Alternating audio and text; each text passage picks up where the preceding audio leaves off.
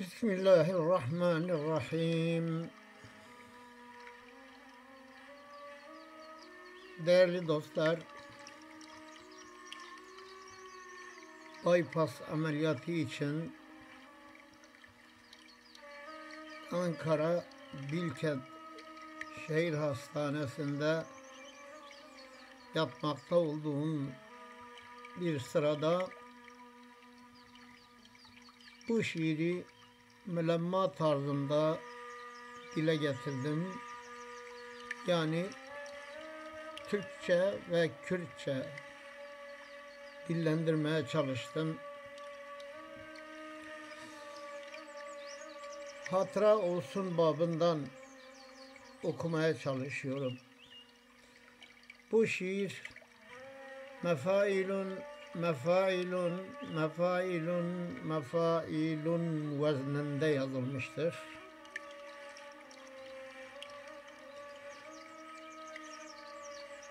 Derdimin dermanı sensin,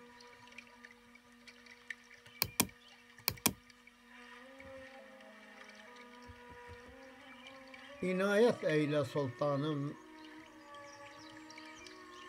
şifa eyle, safa eyle, viran oldu hanumanım.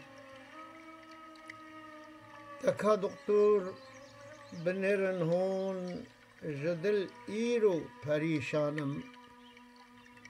Jadil eşe dikim gazın, behasret u bekuvanım. Tabip iyi nazar eyle, acaba vermez misin fayda? Acaba var mı biraz imkan? Geçir şunu hemen kayda. Damarın dil xabat naken, mecarek din nedi peyda. Damarın dil xabat naken, mecarek din nedi peyda. Yakin iru azim bizar, jivi derdi işanım. Uyanıktır iki gözüm, mudami hiç uyku tutmaz. Vefası olmayan dostlar gelip ahvalimi sormaz. Bu dünya ne hecayi, heruş pevçun u lezu bes. Lepaytakta beni Osman, jeve eşe perişanım. Tabipler bak size geldim, tedavinin kârı vardır. Doktor tedavi etse de hakiki şafi Hudadır.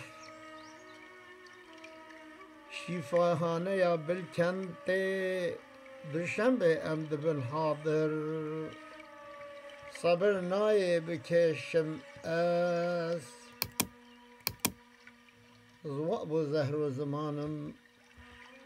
Sabır naye bikeşim ez, zva bu zehru zamanım.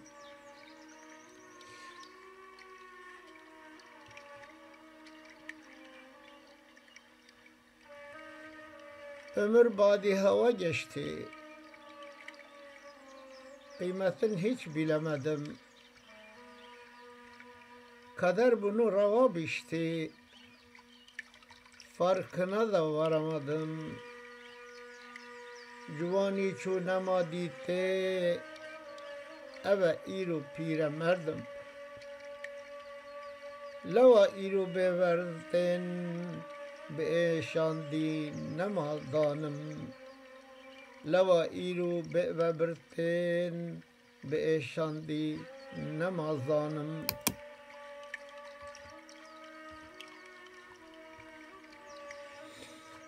Sabahın erken saati hızlıca aldılar beni. Libasımı çıkardılar. Ranzaya koydular beni. Gotun evet davi her dem pigiriyan yan jî bikin bî.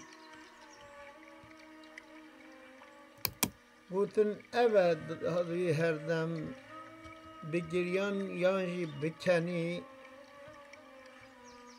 Bi kêran danîna singê ji lew bêzarê derbanim.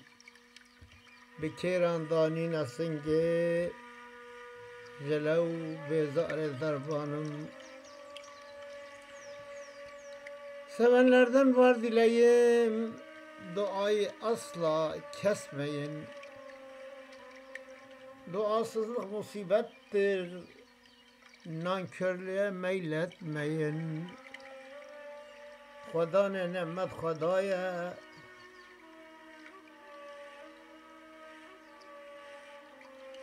ji lew jê re em bendeyin.